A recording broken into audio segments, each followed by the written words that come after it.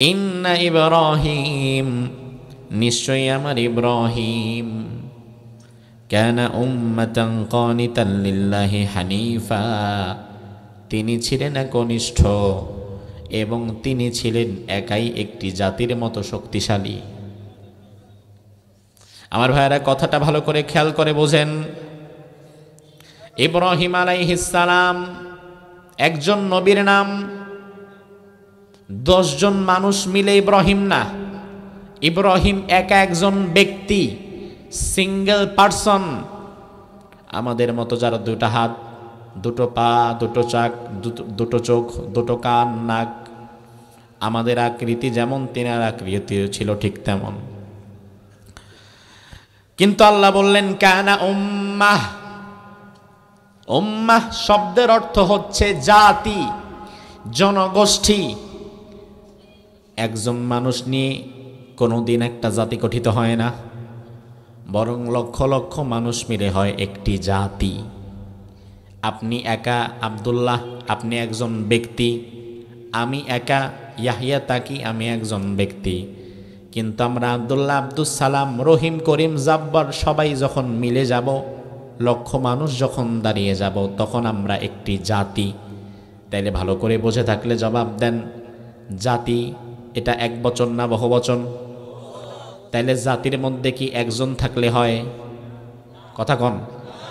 লক্ষ মানুষ থাকার দরকার। একজন যদি হয় তাহলে হয় ব্যক্তি, আর একাধিক যদি হয় তাহলে হয় জাতি। আবারও বোঝেন, একজন যদি হয় তাহলে কি? জোরে কয় না।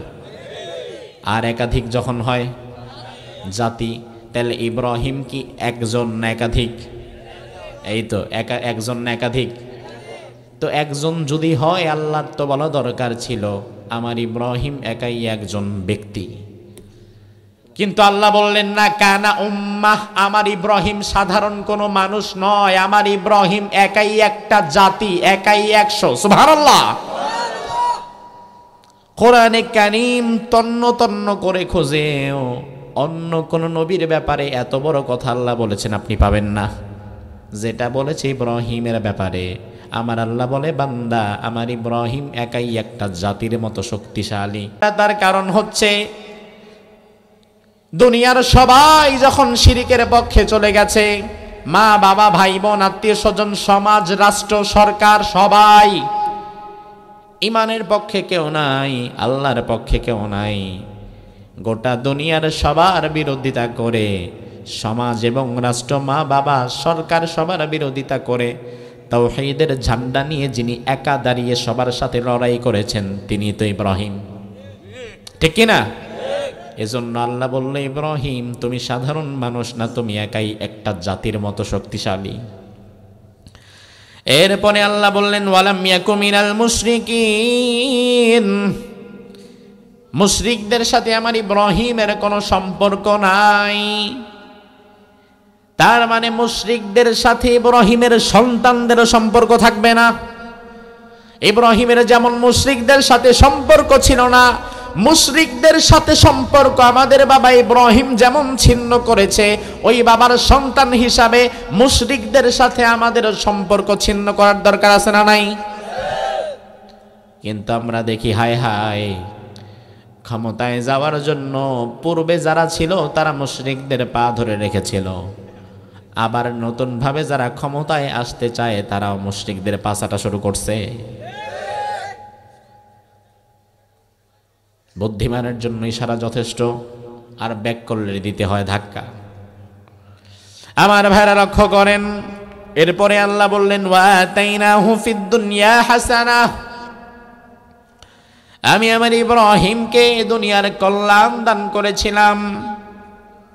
ওয়া ইন্নাহু ফিল আখিরাতি লামিনাস সালিহিন, এবং আখিরাতে আমার ইব্রাহিম নেককারদের মধ্যে গণ্য হয়ে যাবে। সুম্মা, মাঝখানে আরেকটা আয়াত বাদ গেল, শাকিরান লিআনউমি, আমার আল্লাহ বলেন বান্দা আমার ইব্রাহিম যত নিয়ামত আমি তাকে দান করেছিলাম, আমার ইব্রাহিম তার নিয়ামতের প্রতি পরিপূর্ণ শুকরগুজারকারী ছিল না, ফরমান ছিল না। ইজতাবাহু, আমি তাকে বাছাই করেছিলাম, ওয়াহাদাহু, তাকে সরল সঠিক পথের সন্ধান দিয়েছিলাম, ইলা সিরাতিম মুস্তাকিম।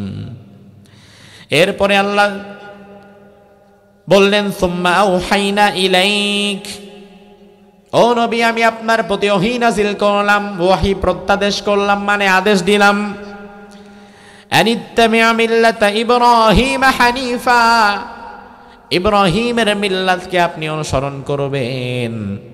ইব্রাহিমের মিল্লাতকে অনুসরণ করার জন্য, ইব্রাহিমের কর্মপদ্ধতিকে অনুসরণ করার জন্য নবী মুহাম্মদুর রাসূলুল্লাহকে আল্লাহ আদেশ করছেন। ওয়ামা কানা মিনাল মুশরিকিন, আমার ইব্রাহিম মুশরিকদের সাথে তার কোনো সম্পর্ক ছিল না। তার মানে যে চারটা আয়াত আমি পড়লাম, এই চারটা আয়াতে মুশরিকদের সাথে সম্পর্ক ছিল না, এই কথাটা আল্লাহ দুইবার উল্লেখ করলেন। তাকিদ দিয়ে আল্লাহ তাআলা আমাদেরকে বুঝিয়ে দিলেন। আমার ভাইরা, এই হচ্ছে উপরোক্ত চারটি আয়াতে কারিমার শাব্দিক তর্জমা।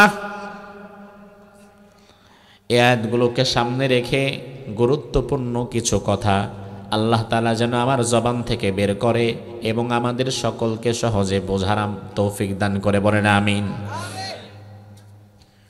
আল্লাহ রাব্বুল আলামিন ইব্রাহিম আলাইহিস সালামের প্রসঙ্গে এখানে কথা বললেন। ইব্রাহিম আলাইহিস সালাম 2024 সালের কেউ নয়। আপনি বলতে পারেন, হুজুর আপনি বললেন মুশরিকদের ষড়যন্ত্র প্রকাশ করবেন, ওই ষড়যন্ত্র থেকে উত্তরণের পথও বলে দিবেন।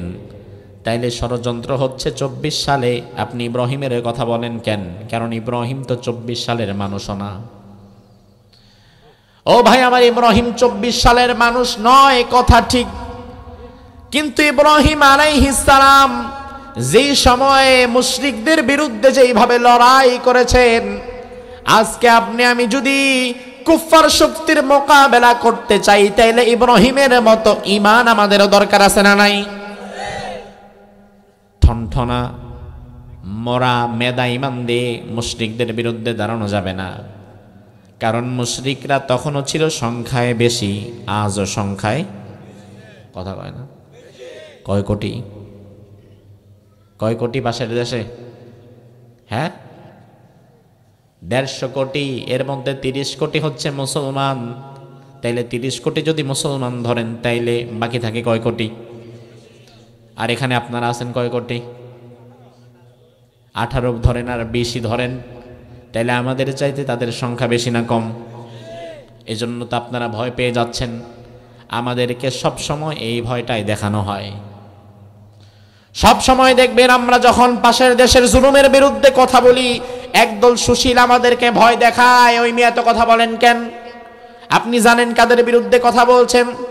তাদের জনসংখ্যা কত জানেন? তাদের অস্ত্র শস্ত্র কত জানেন? তাদের কি কি অস্ত্র আছে আপনি জানেন? এগুলা বলে আমাদেরকে ভয় দেখানো হয়। তবে ইব্রাহিমের ঈমান যাদের ভেতরে থাকে, দুনিয়ার কোনো পরাশক্তিকে তারা পরোয়া করে না, দুনিয়ার কোনো অস্ত্র শস্ত্রকে তারা পরোয়া করে না। ইব্রাহিমের সন্তানেরা পাহাড় সমপরিমাণ বিপদের মধ্যেও মাথা উঁচু করে দাঁড়িয়ে থাকতে পারে, ঠিক কি না? তাইলে ইব্রাহিমের দিকে তাকাতে হবে আগে, যে আমাদের বাবা ইব্রাহিম কিভাবে মুশরিকদের ষড়যন্ত্রগুলোকে ওভারকাম করেছেন। আমার ভাইরা, ইব্রাহিম আলাইহিস সালাম আজকের মানুষ নয়, কথা ঠিক। ইব্রাহিম আলাইহিস সালাম আজ থেকে 4000 বছর আগের মানুষ। কয় হাজার? কোরআন নাজিলের 2500 বছর পূর্বে ইরাকের বাবেল নগরীতে ইব্রাহিম আলাইহিস সালামের জন্ম হয়। কোরআন নাজিলেরও 2500 বছর আগে। তাইলে কোরআন নাজিল হয়েছে 1500 বছর হয়ে গেছে। আগে 2.5, এখানে 1.5, 2.5 আর 1.5 কত হলো? তাইলে 4000 বছর আগে ইরাকে ইব্রাহিম আলাইহিস সালামের জন্ম হয়। কট্টরপন্থী একটা মুশরিক পরিবার, কট্টরপন্থী মুশরিক পরিবার। জন্মের পর থেকে ইব্রাহিম দেখলেন মা বাবা ভাই বোন পাড়া প্রতিবেশী গোটা সমাজ গোটা রাষ্ট্র ব্যবস্থা সব মাটি দিয়ে মূর্তি তৈরি করে আবার তাদের সামনে পূজায় পার্বণে লিপ্ত হয়। ইব্রাহিম আলাইহিস সালাম ছোট মানুষ। ইসরায়েলি বর্ণনার মধ্যে এসেছে 5 বছর যখন তার বয়স। ইব্রাহিম আলাইহিস সালাম 5 বছর বয়স থাকাকালীন তিনি একবার তার মায়ের কাছে প্রশ্ন করেছিলেন, মা মান রব্বি, ও আমার মা, আমার শিশু মনে একটা প্রশ্ন জেগেছে। প্রশ্নটা হচ্ছে এই যে আমি ইব্রাহিম, আমি একজন মানুষ, প্রশ্নটা হচ্ছে আমার রবকে, আমি আমার রবের সম্পর্কে সন্ধান চাই, রবের পরিচয় আমি জানতে চাই। আপনার ঘরেও 5 বছরের বাচ্চা আছে, আপনার বাচ্চা জীবনে রবের পরিচয় কি এই প্রশ্ন আপনার করছে? করবেও না। আপনার বাচ্চার মাথায় এগুলা থাকবে না। কিন্তু ইব্রাহিম তো সাধারণ কোনো বাচ্চা নয়, গোটা মুসলিম মিল্লাতের পিতা। আল্লাহ যাকে বানাবে ছোটবেলা থেকেই তাকে সুপার ট্যালেন্টেড আল্লাহ বানিয়ে দিয়েছেন। গোটা মুসলিম মিল্লাতের পিতা ইব্রাহিম। ইব্রাহিম কিন্তু অন্যান্য নবীদের সাথে আমাদের সম্পর্ক যেমন, ইব্রাহিমের সাথে সম্পর্কের মাত্রাটা তার চাইতে কম না বেশি? মূসা আলাইহিস সালাম একজন নবী, নবী হিসাবে তাকে আমরা মানি, তবে এর চাইতে বেশি কোনো সম্পর্ক তার সাথে আর আমাদের নাই। ঈসা আলাইহিস সালাম একজন নবী, নবী হিসাবে তাকে আমরা মানি, তবে এর চাইতে বেশি সম্পর্ক তার সাথে আমাদের নাই। নূহ আলাইহিস সালাম একজন নবী, নবী হিসাবে তাকে আমরা মানি, তবে তার চাইতে বেশি সম্পর্ক তার সাথে আমাদের নাই। কিন্তু ইব্রাহিম একজন নবী, তাকে শুধু নবী হিসাবে মানলেই হবে না, তার সাথে আমাদের আরেকটা সম্পর্ক আছে না নাই? সেই সম্পর্কটা হচ্ছে তিনি আমাদের কি লাগে? কথা কয় না। ইব্রাহিম যে জাতির পিতা, এটা বলতে কি এখন আর ভয় লাগে নাকি? ইব্রাহিম আমাদের কি লাগে? তাহলে 16 বছর কারে জাতির পিতা বানায় রাখছিলেন? পাঠ্যপুস্তকে কারে জাতির পিতা রেখেছেন? আমি তো খুব ভয় ছিলাম, কারণ 16 বছর সময়টা কম নয়। 16 বছর পাঠ্যপুস্তকে জাতির পিতা বানানো হয়েছে তো আরেকজনকে। তাইলে আপনার আমার যেই সন্তান, যার বয়স 10, 12, 15 বছর, ওই 15 বছরের সন্তান কিন্তু এই বয়স পর্যন্ত জাতির পিতা ওনারে ছাড়া আর কাউরে চিনেও না। এটা বিষয়টা কিন্তু খুব ভয়াবহ। এই বিষয়টা এতটা ভয়াবহ, এই জালিমেরা যদি আরো 15টা বছরও থাকতে পারতো, আমি দৃঢ়ভাবে বিশ্বাস করি 15 বছর পরে একটা নাস্তিক প্রজন্ম তৈরি হতো। তুমি জাতির পিতার একজনকে বানাবা কিভাবে, সেই সুযোগ তো তোমার কাছে নাই। কারণ জাতির পিতাকে, সেটা তুমি বানাবার কে, সেটা নির্ধারণ করে দিয়েছেন কে?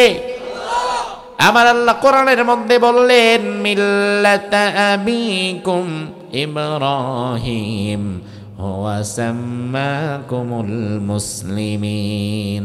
ও দুনিয়ার মুসলমান যারা তোমরা নিজেদেরকে মুসলমান বলে দাবি করো, তোমাদের জন্য আমি আল্লাহ জাতির পিতা নির্ধারণ করে দিলাম ইব্রাহিমকে। সুবহানাল্লাহ কোন। তবে শর্ত হচ্ছে সাম্মাকুমুল মুসলিমিন, যাদের নাম রাখা হয়েছে মুসলমান। এখন তুমি যদি নিজের মুসলমান বলে দাবি করো, ইব্রাহিম যে জাতির পিতা এই প্রশ্নে দ্বিতীয়বার ভাববার সুযোগ নাই। আর যদি তুমি মনে করো আমি মুসলমান নাকি জানি না, আমি মুসলমান না, আমি ইসকনের সদস্য, আমি হিন্দু, বা তুমি অন্য যে কোনো ধর্মের, তাইলে তুমি জাতির পিতা যারে খুশি তারে বানাতে পারো, আমাদের কোনো আপত্তি নাই।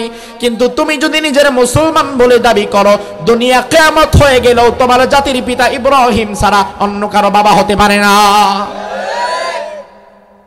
জোর করে খাওয়াও কেন? আপনার বাচ্চা খাইতে পারে 50 গ্রাম, এখন বাচ্চারে ধইরা ঠাইসা জোর কইরা হা করায়া ইচ্ছা মতো খাওয়াইতেছেন, খাওয়াইতে খাওয়াইতে 50 গ্রামের জায়গায় খাওয়াই দিয়েছেন 500 গ্রাম।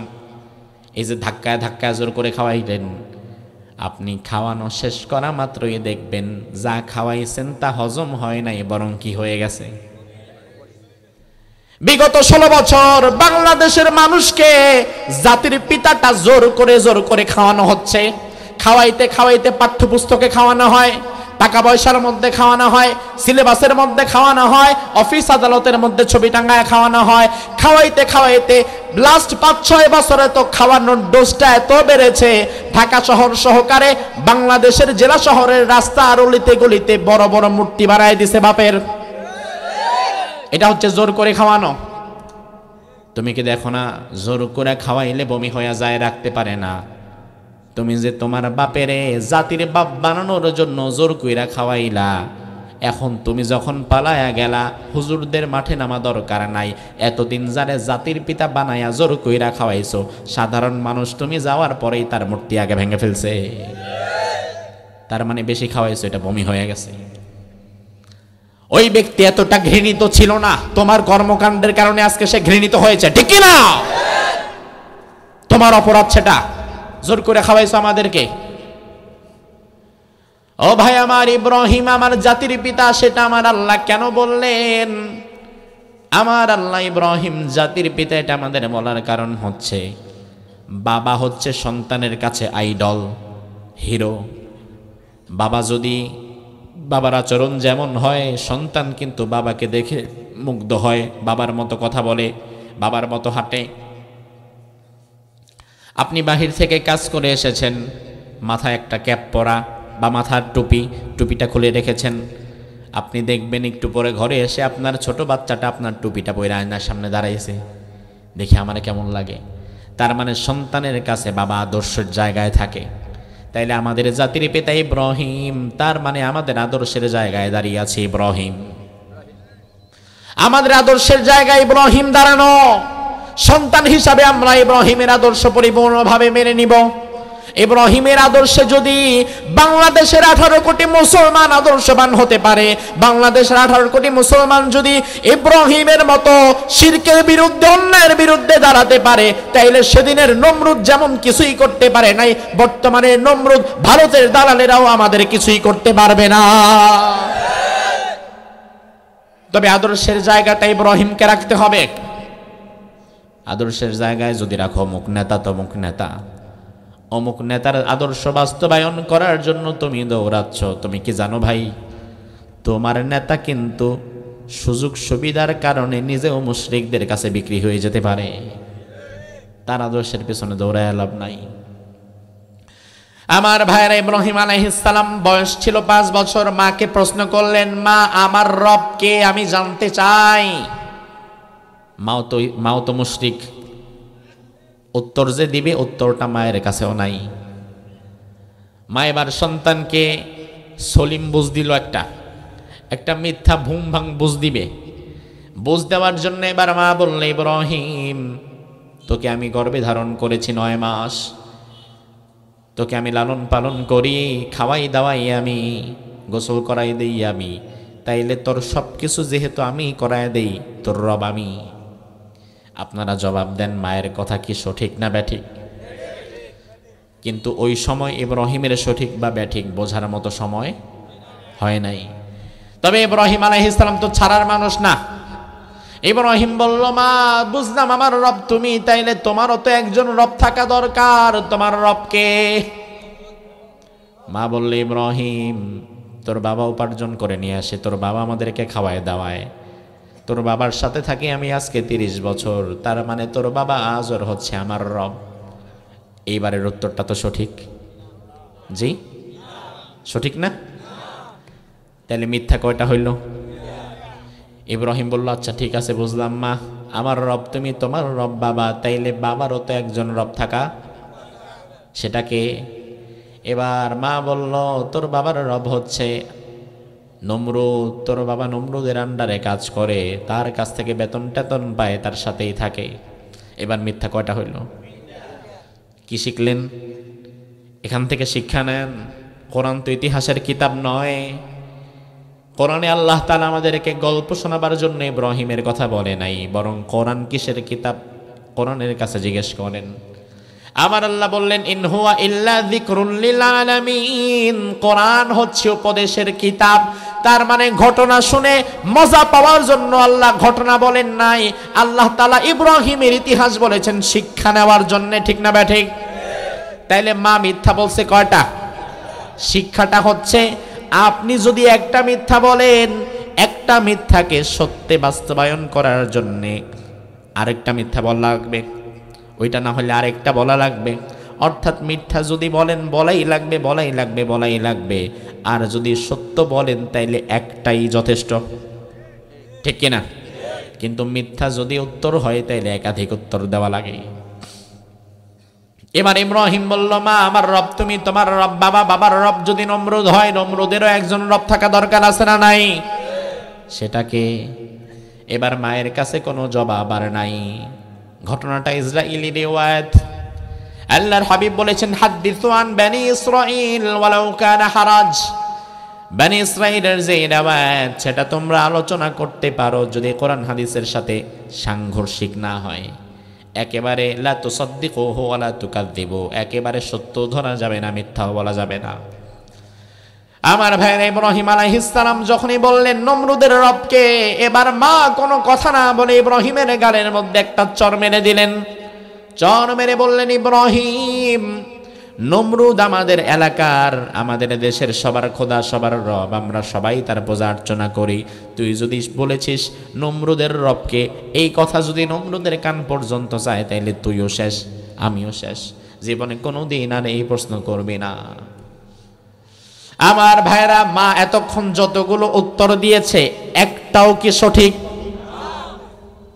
বুঝলাম ভুল, কিন্তু সর্বশেষ ইব্রাহিমকে আঘাত করা হলো কেন, চর মারা হলো কেন? ও ভাই আমার, তার কারণ হচ্ছে ইব্রাহিম যখন নমরুদের রবকে এই প্রশ্ন করেছে, এই প্রশ্নের কোনো যৌক্তিক জবাব মায়ের কাছে ছিল না। এখন যৌক্তিক জবাব যদি না থাকে, তাইলে সেখানে কি করা দরকার? দুনিয়ার জালিমদের কাছে যখন মানুষেরা কোনো প্রশ্ন করে, তখন জালিমদের কাছে যদি ওই প্রশ্নের যৌক্তিক জবাব না থাকে, জালিমেরা কিন্তু ডান্ডা বাড়ি মাইরা ঠান্ডা করতে চায়। 2021 সাল, আজকে তো মাত্র 24। এদেশের মানুষের স্বভাব হচ্ছে ভুলে যাওয়া, ভুলে যায়। আমরা বারবার ভুলে যাই বলেই ঘুরে ফিরে জালিম আবার মাথার উপরে চলে আসে। এই ভুলার অভ্যাস বাদ দেন। অতীতকে যে জাতি ভুলে যায়, এই জাতি আর যাই হোক কোনোদিন দুনিয়াতে কল্যাণ করতে পারে না। বারবার আমরা অতীত ভুলে যাই, অতীতের আচরণ ভুলে যাই, ব্যথা ভুলে যাই। 5 বছর 10 বছর পরে আবার আইসা ভ্যাঁ করে কান্দা দিলে মনে করি 7 খুন মাফ করে দেই, আবারও ভোট দেই, আবারও আইসা আবারও পিডায়। ঠিক কিনা? অতীত ভুলেন না ভাই। 2021 সাল, ঢাকার ধোলাইখালে শেখ মুজিবুর রহমানের বিরাট একটা মূর্তি বানানো হচ্ছিল, বিরাট একটা মূর্তি। এবং সেই বর্ষটা ছিল মুজিব শতবর্ষ নাম দিয়েছিল, অর্থাৎ ওই ব্যক্তির 100তম জন্মবার্ষিকী। বাংলাদেশের বিভিন্ন জায়গা সিলেক্ট করে ঘড়ি টানায় দেওয়া হয়েছিল, লাইভ ওয়াচ, আর এত সময় বাকি। এরপরে বিভিন্ন জায়গায় বড় বড় মূর্তি যখন বানানো হচ্ছিল, বাংলাদেশের আলেম ওলামায়ে কেরাম, 4 লক্ষ মসজিদের আলেমরা একসাথে ডাক দিয়েছে। সকল ইসলামী দল একত্রিত হয়ে বলেছে, পৃথিবীর দ্বিতীয় মুসলিম বৃহত্তম দেশ, যেই দেশের 92% মুসলমান, ওই দেশের মুসলমানের পয়সায়, ট্যাক্সের পয়সায় কখনো মূর্তি নির্মাণ করা যাবে না। কারণ মূর্তি যেটা তুমি বানাচ্ছ সেখানে আমারও তো টাকা আছে, তাইলে আমি আমার টাকায় মূর্তি নির্মাণ করতে দিব না। এ দাবি তো আমরা তুলতেই পারি। এবার আমাদেরকে একটা সলিম বুঝ দেওয়ার কারণে কিছু ভাড়াটে হুজুর ঠিক করলো। এই ভাড়াটে হুজুরেরা আইসা ফতোয়া দিল, আসলে এটা মূলত মূর্তি না, এটা কি মনে আছে তো? তাইলে কি ভাস্কর্য, এটা তো আসলে মূর্তি না। ইসলামে মূর্তি হারাম, কিন্তু ভাস্কর্য তো জায়েজ আছে। আমরা অবাক হয়ে গেলাম, পাগলে কয় কি রে, ভাস্কর্য আবার কি? তখন আমাদেরকে যুক্তি দেয়, এই যে মূর্তি যারা বানায়, মন্দিরে গিয়া দেখবেন মূর্তিকে দাঁড়া করানোর জন্য মূর্তির পেছনে দেয় বাঁশ। আমরা কই তাহলে আপনারা কি দিবেন? কয় আমরা দিব রড।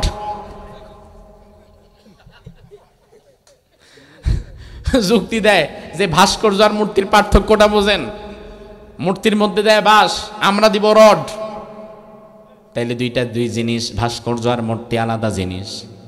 তখন আমরা বললাম, এগুলা বইলা আমাদের কি কিসের বুঝ দেন মিয়া? যেটা ভাস্কর্য সেটাই মূর্তি, যেটা লাউ সেটাই কদু, যেটা স্ত্রী সেটাই বধূ, যাহা ভাস্কর্য তাহাই কিন্তু মূর্তি। ঠিক না ব্যাঠিক? আমরা যখন কথা বললাম, আপনাদের মনে আছে কিনা জানি না, ভাস্কর্যের বিরুদ্ধে আমরা যখন রাজধানীতে অবস্থান করলাম, জুমার দিন যখন মিছিল বের করলাম, প্রশাসন গুলি করলো, আলেমরা যারা রাস্তায় বের হলো, দাড়িকে মুঠের মধ্যে ধরে টাস টাস করে মারা হলো, আলেমদেরকে রিমান্ডে দেওয়া হলো, জেলে দেওয়া হলো। আল্লামা মামুনুল হক হাফিজাহুল্লাহকে ভাস্কর্যের পরপরই নিয়ে 3 বছর কারাগারের মধ্যে ফেলে দেওয়া হলো। আমির হামজাকে ধরা হলো, বড় বড় আলেমকে ধরা হলো। চরম বাংলাদেশের বিপর্যয়কর একটা পরিস্থিতি তৈরি হলো।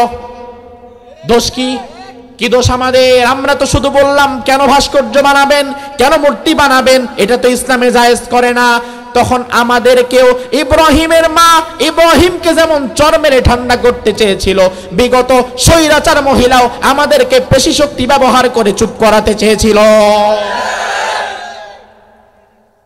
লাভ নাই, কারণ আমরা তো আমাদের বাবার ইতিহাস জানি। আমাদের বাবা ইব্রাহিম চর খেয়ে থেমে যায় নাই, আমাদেরকে দমন পীড়নের পরে আমরাও থামি নাই।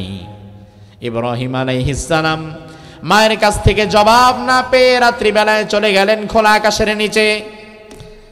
কি দেখলেন সেটা আমার আল্লাহ কোরআনের মধ্যে বলে দিয়েছেন। ফালাম্মা জান্না আলাইহিল লাইলু রাআ কাওকাবা ক্বালা হাযা রাব্বি ফালাম্মা আফালা ক্বালা লা উহিব্বুল আফিলিন। ইব্রাহিম আলাইহিস সালাম খোলা আকাশের নিচে চলে গেলেন। যাওয়ার পরে দেখলেন আকাশে অনেকগুলো তারকারা ঝিমিটিমিটি করে জ্বলছে। ইব্রাহিম মনে মনে বললেন, আমি যেহেতু নিচে, তারকা যেহেতু উপরে, আমি ইব্রাহিমের ধারণা তারকা হয়তো আমার রব। কিন্তু আবার ফালাম্মা ফালা, তারকা যখন ডুবে গেল। আকাশে সব সময় তারকা থাকে নাকি মাঝে মাঝে ডুবে যায়? ডুবে যাওয়ার পরে ইব্রাহিম বলল, লা উহিব্বুল আফিলিন, যেটা ডুবে যায় তারে আমি আমার প্রভু হিসাবে মানতে পারি না, পছন্দ করি না। তার কারণ হচ্ছে আমি এমন প্রভুর গোলামি করব যে প্রভুর কোনো লয় নাই, ক্ষয় নাই, যে আমি ইব্রাহিমকে ছেড়ে কোনোদিন ডুববে না। কারণ আমার প্রভু যদি আমার চোখের সামনে নিজেই ডুইবা যায়, তাইলে আমি যদি বিপদে পড়ি আমারে বাঁচাবেটাকে? যুক্তি ঠিক আছে না নাই? ও হিন্দু ভাই, আজকের আলোচনা যদি আপনার কানে যায়, আমি আপনাকে বিনয়ের সাথে প্রশ্ন করতে চাই। নিজেরাই বানালেন, আকৃতি দিলেন, কোনোটার হাত 2টা দিলেন, কোনোটার হাত দিলেন 10টা, কোনোটারে দাঁড় করায়া, কোনোটারে বসায়া, যেইভাবে খুশি সেভাবে বানাইলেন। 9 দিন তার ইবাদত করলেন, পূজা অর্চনা করলেন। 10মীর দিন নিজেরাই আবার ভাঙ্গা পানিতে ফালায়া দিলেন, ডুবায়া দিলেন। তাইলে আপনি যারে নিজের হাতে ভাঙ্গা পানিতে ডুবায়া দিলেন, আপনার খোদা যদি নিজেই ডুবে যায়, ফিরতি পথে আপনি যদি নৌকা ডুবির মধ্যে পড়ে যান, আপনার খোদা তো আগেই ডুবছে, এখন আপনি ডুবতে থাকলে আপনারে বাঁচাবে কে? ইব্রাহিম বলে, না না, যেটা ডুবে যায় আমি তার সাথে থাকতে রাজি। ইব্রাহিম আলাইহিস সালাম দ্বিতীয় দিন রাত্রিবেলা আবার চলে গেলেন প্রভুর সন্ধানে। এবার তিনি কি দেখলেন সেটা আমার আল্লাহ বলে দিলেন। ফালাম্মা রাআল কমারা বাযিগান ক্বালা হাযা রাব্বি ফালাম্মা আফালা ক্বালা লাইন লাম ইয়াহদিনি রাব্বি লাআকুনান্না মিনাল কওমিয যাল্লিন। তিনি দ্বিতীয় দিন দেখলেন চাঁদ তারকার চাইতে চাঁদের সাইজ বড় না ছোট? তিনি মনে করলেন হাদা রব্বি, এটা আমার রব। আবার যখন চাঁদও ডুবে গেল, তিনি বললেন না, চাঁদও আমার রব হতে পারে না, বরং আমার রব কেউ একজন তো আছে, তিনি যদি দয়া করে আমার হেদায়েত না দেয় আমি পথহারা হয়ে যাব। রবের সন্ধান এখনো ক্লিয়ার না। চতুর্থ দিন ভোরে ভোরে চলে আসলেন, এসে দেখলেন সূর্যোদিত হচ্ছে। সূর্যোদিত যখন হচ্ছে পূর্ব দিগন্ত থেকে, ইব্রাহিম আলাইহিস সালাম এবার সেই সূর্যটাকে দেখলেন। আমার আল্লাহ ইব্রাহিমের কথাটা কোরআনের মধ্যে তুলে দিয়েছেন। ইব্রাহিম আলাইহিস সালাম বলেন, ফালাম্মা রাআশ শামসা বাযিগাতান ক্বালা হাযা রাব্বি ফালাম্মা আফালাত ক্বালা ইয়া কওমি ইন্নী বারিউম মিম্মা তুশরিকুন। এবার তৃতীয় দিন তিনি সূর্য দেখলেন। সূর্য দেখে বললেন, হাদা রব্বি হাদা আকবার, এটা সবচাইতে বড়, আমার মনে হচ্ছে এটাই আমার রব হবে। এরপরে আবার যখন সূর্য ডুবে গেল, তিনি বললেন না, চাঁদ আমার রব নয়, সূর্য আমার রব নয়, তারকা আমার রব নয়, মুশরিকদের সাথে আমার কোনো সম্পর্ক নাই, বরং আকাশ জমিন চন্দ্র সূর্য গ্রহ নক্ষত্র যিনি বানিয়েছেন, এই যিনি বানানোর মালিক, ওই বানানোর মালিকই আমার রব। সুবহানাল্লাহ না? এবার রবের প্রশ্নে ইব্রাহিম কিন্তু সঠিকটা পেয়ে গেছে। এবার ইব্রাহিম রবের সন্ধান পাওয়ার পরে চমৎকার একটা কথা বললেন। ওই কথাটা আমার আল্লাহর এত ভালো লেগেছে, আল্লাহ তাআলা দোয়া হিসাবে কোরআনের আয়াত বানায় সেটা কোরআনে নাজিল করে দিয়েছে। ইব্রাহিম এবার বললেন, ইন্নী ওয়াজ্জাহতু ওয়াজহিয়া লিল্লাযী, এটা পারেন নাকি আপনারা? বসে আছেন কেন? পড়েন, ইন্নী ওয়াজ্জাহতু ওয়াজহিয়া লিল্লাযী ফাতারাস সামাওয়াতি ওয়াল আরদা হানিফা ওয়া মা আনা মিনাল মুশরিকিন। আমি আমার চেহারাকে ঘুরিয়ে নিলাম আকাশ এবং জমিনের মালিকের দিকে, আমি একনিষ্ঠ হয়ে গেলাম আল্লাহর জন্য, দুনিয়ার মুশরিকদের সাথে আমার কোনো সম্পর্ক। এই পয়েন্টে সে ইব্রাহিম রবের সন্ধান পেয়ে গেলেন।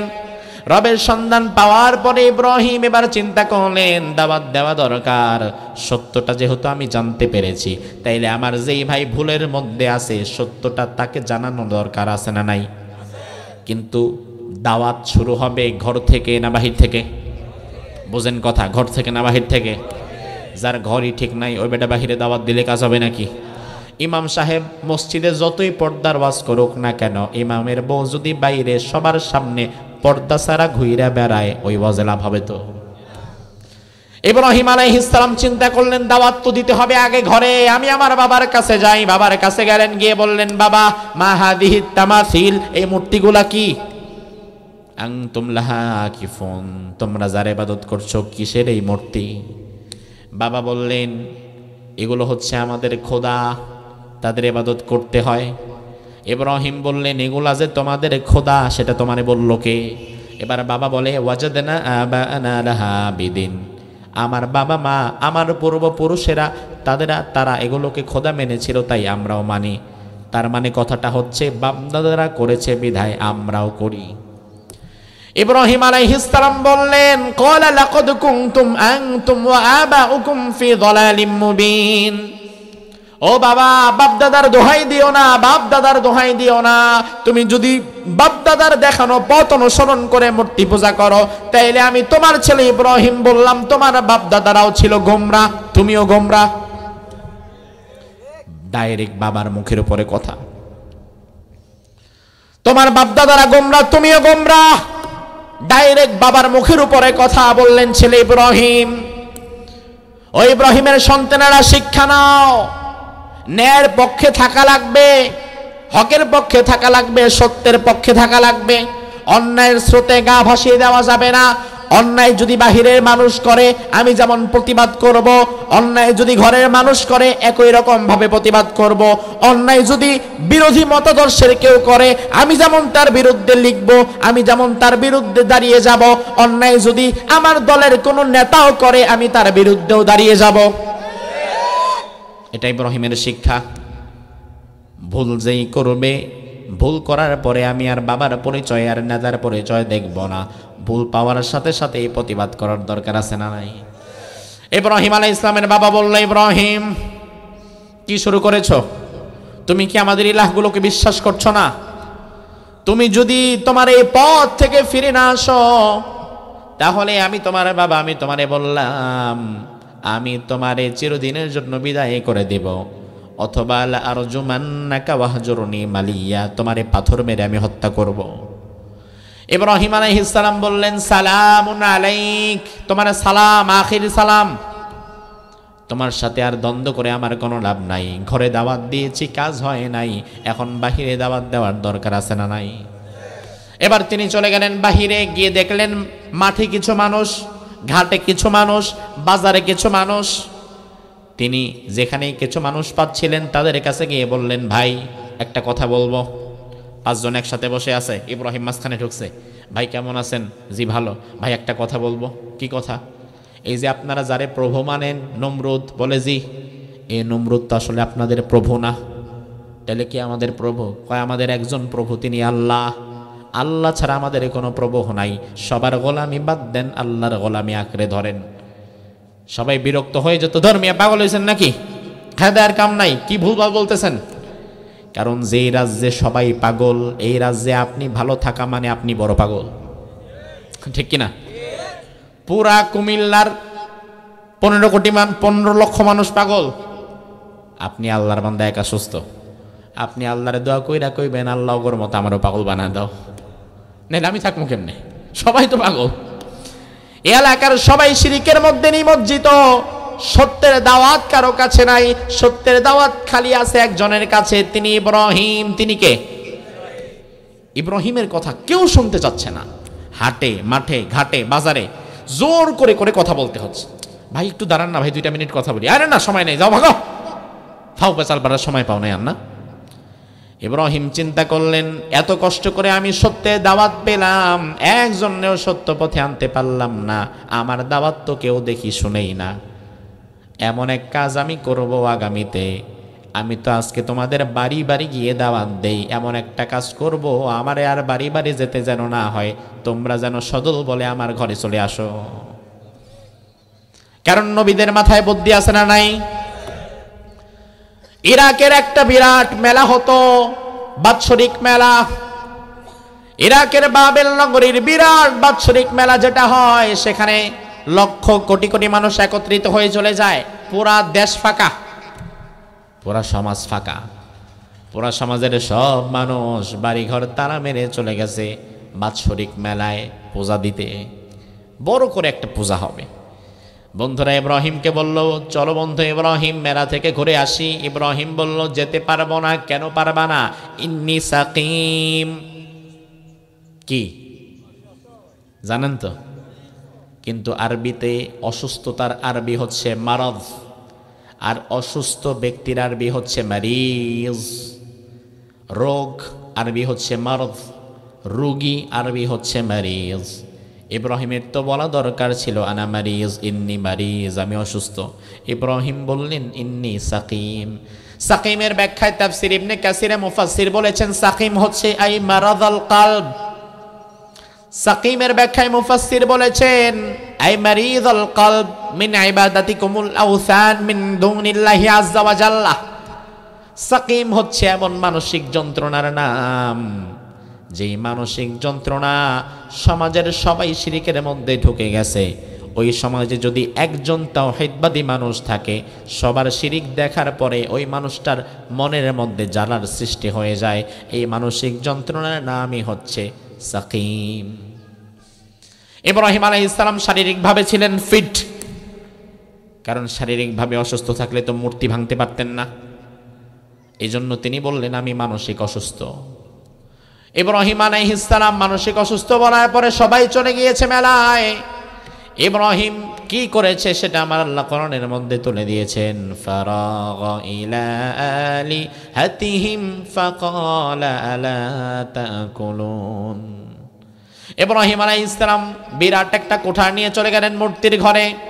মূর্তির ঘরে গিয়ে দেখলেন লাইনে 50টা মূর্তি রাখা, সিরিয়াল ধরে, কোনোটা ছোট, কোনোটা বেটে, কোনোটা বড়, কোনোটা তার চাইতেও বড়। ইব্রাহিম আগে দেখলেন, দেখি সবচাইতে বড় কোনটা? ও তুমি নাকি? আচ্ছা ঠিক আছে, তুমি দাঁড়াও, বাকিদের ব্যবস্থা আগে করে নেই।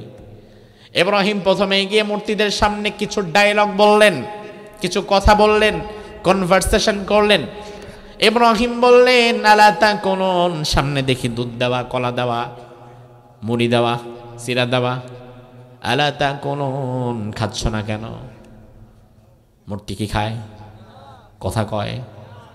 মূর্তির সামনে এই যুগেও কিন্তু খাবার থাকে, ওই খাবার খায় কারা? খালি কি মানুষ? আমি তো দেখি মুসলমানের সন্তান গিয়েও খায়, আছে না নাই? রাসূল বলেছেন মূর্তির সামনে যেই খাবার রাখা হয় এটা হারাম। আল্লাহ ছাড়া গায়রুল্লাহর নামে উৎসর্গিত সকল খাবার হারাম। ওই খাবার কুত্তায় খাবে, তবে আমরা খেতে পারি। ইব্রাহিম বললেন কিরে বাবা খাচ্ছ না কেন? মা লাকুম লা তানতিকুন, সমস্যা কি? কথা বলো। এখন খায়ও না, কথাও কয় না। দুপুরবেলায় বাড়ি গিয়েছেন, ছেলের সামনে ভাত দিয়েছেন, ছেলে চুপচাপ বসে আছে। বাবা খাচ্ছ না কেন? তরকারি ভালো লাগে নাই, একটা ডিম ভেজে দেব। ছেলে কথাও কয় না। এখন যখন খায়ও না, আবার কেন খায় না কথাও কয় না, তাইলে 3 নম্বরে কি করবেন? ওই ইব্রাহিমের পোলাপান তো বুঝে ভালোই। এখন 3 নম্বরে যে পীড়া দরকার সেটা ইব্রাহিম তো ভালো করেই জানে।